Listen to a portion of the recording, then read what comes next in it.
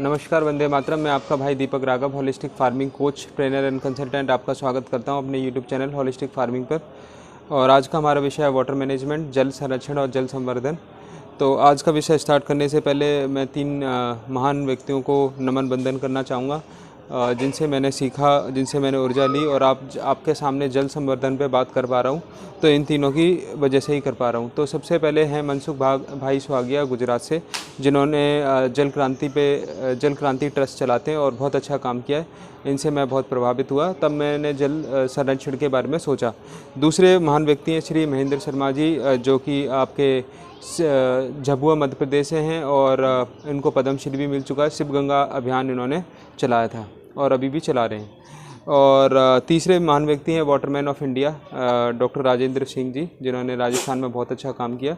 इनको सुन के मैं बहुत प्रभावित हुआ और मैंने जल संरक्षण और संवर्धन के बारे में सोचा, और मैं अब इसमें कुछ प्रयास कर पा रहा हूँ।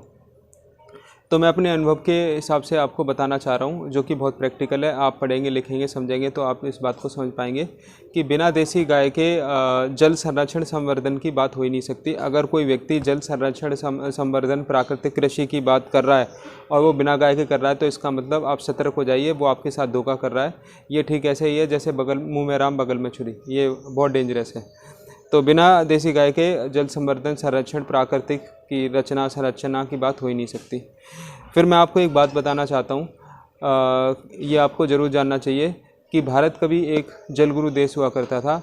लेकिन जब भारत जलगुरु देश हुआ करता था तो इस देश में नीर, नारी, नदी और गौ माता का सम्मान हुआ करता था, इनकी पूजा हुआ करती थी। तो ये हमारा देश जलगुरु और विश्वगुरु हुआ करता था। लेकिन जब से नीर, नारी, नदी और गौ माता का सम्मान कम हुआ, हमारी सनातन संस्कृति समाप्त हुई और हम भारतवर्ष डिक्लाइन करने लग गया। और आज इस स्थिति पर है। आप देख सकते हैं कि पीने के लिए पानी नहीं है, तो हमारे को back to roots, back to nature जाना ही पड़ेगा। और आपको मैं एक चीज़ और बताना चाहता हूँ कि सनातन संस्कृति का मतलब होता है लॉ ऑफ नेचर, प्राकृतिक के नियमों के हिसाब से रहना, अपना जीवन जीना। तो हमारा भारतवर्ष लॉ ऑफ नेचर यानी कि सनातन संस्कृति पर चला करता था। और जब सनातन संस्कृति पर चला करता था तो किसी तरह की कोई समस्या नहीं थी। भारत पूर्ण था, सब चीज़ों से भरा हुआ था, सोने की चिड़िया था और शेर था, सब कुछ था। लेकिन जैसे ही सनातन संस्कृति ख़त्म हुई तो उसके बाद ये सब चीज़ें हम देख पा रहे हैं।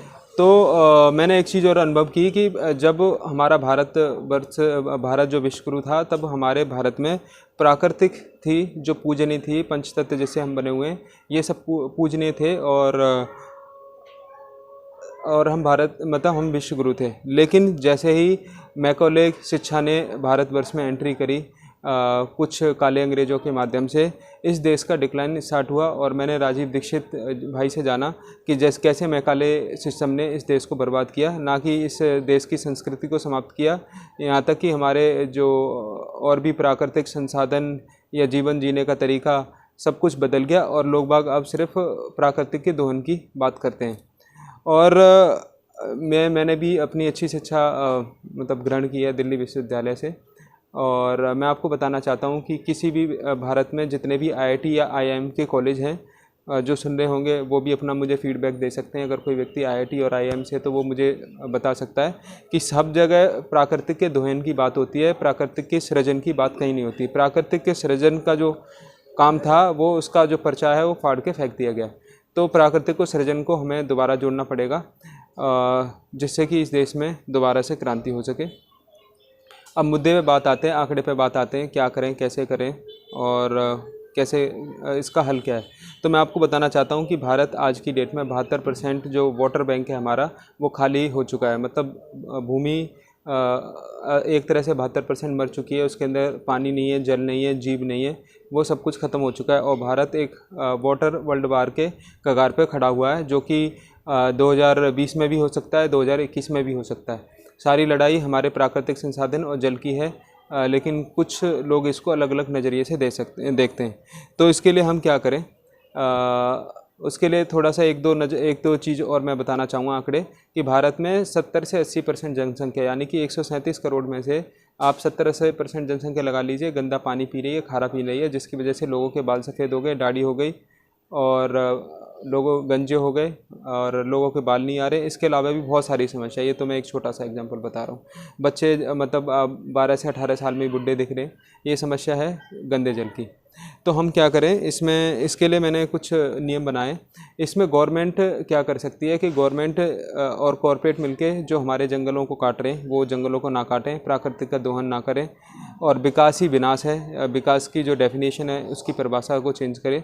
जंगल काटना विकास नहीं है, ये हमारी भारत की सरकार को समझना चाहिए और कॉरपोरेट को भी समझना चाहिए।